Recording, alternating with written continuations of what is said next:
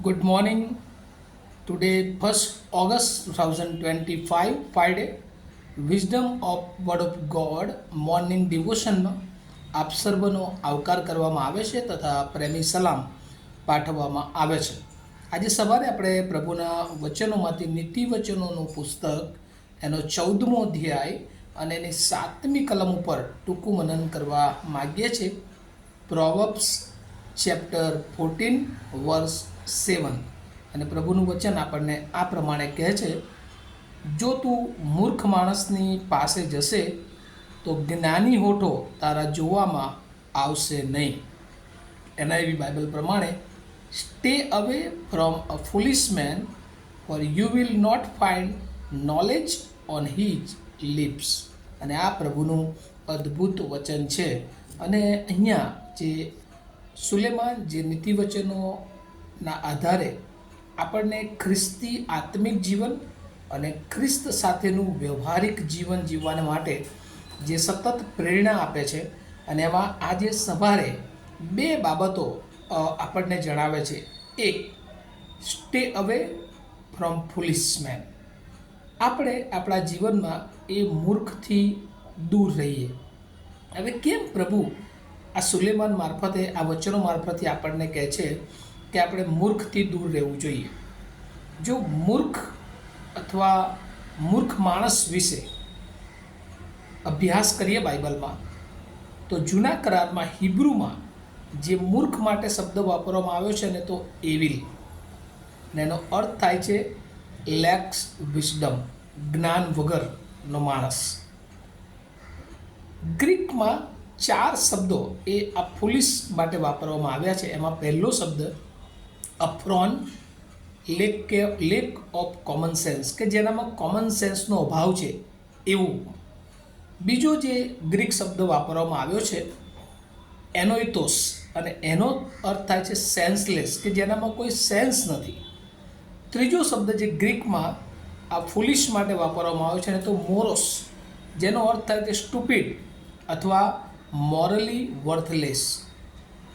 ચોથો શબ્દ જે ગ્રીક વાપરવામાં આવ્યો છે અને તો અસુનેતોસ, વોઇડ ઓફ અન્ડરસ્ટેન્ડિંગ, અથવા એનો બીજો અર્થ સેન્સલેસ પણ થાય છે.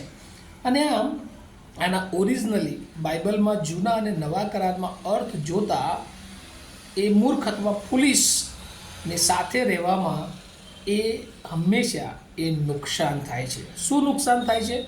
તો કહે છે કે એ જ્ઞાન અથવા જ્ઞાનની બાબતો એ આપણા જોવામાં આવતી નથી.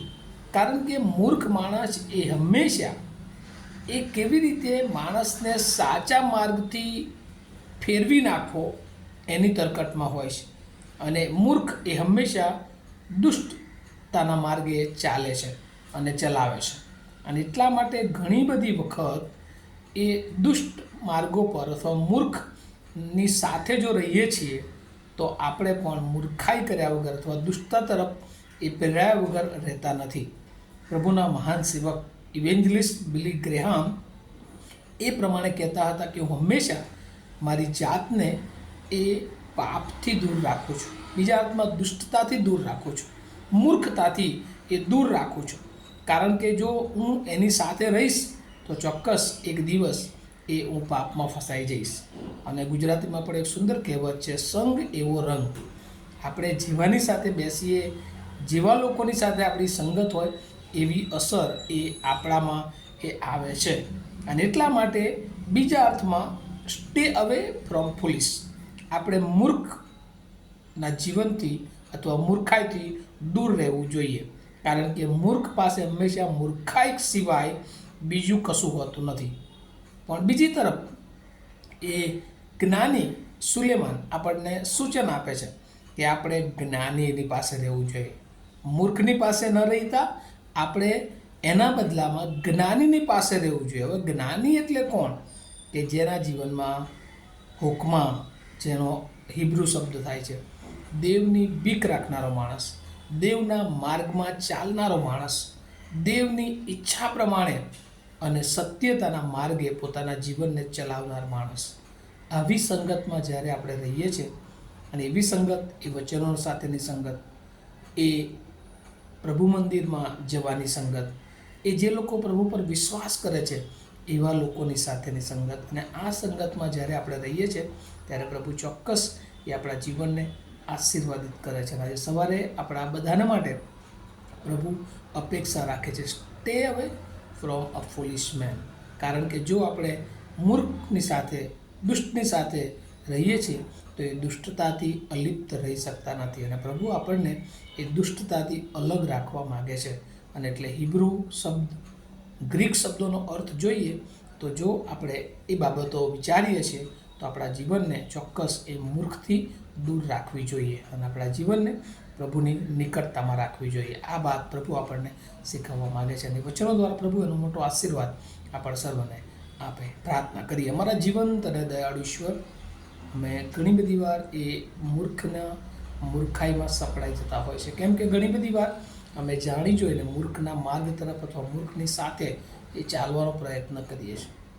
આજે સવારે પ્રભુ તમે અમને શીખવ્યું છે કે અમે એ મૂર્ખ અને મૂર્ખ લોકોથી દૂર રહીએ, કેમ કે પ્રભુ હંમેશા અમે જ્યારે મૂર્ખ લોકો સાથે રહીએ છીએ ત્યારે પ્રભુ અમારામાં પણ એ દુષ્ટતા આવી જાય છે, એ જ્ઞાનની ઉણપ હોય છે.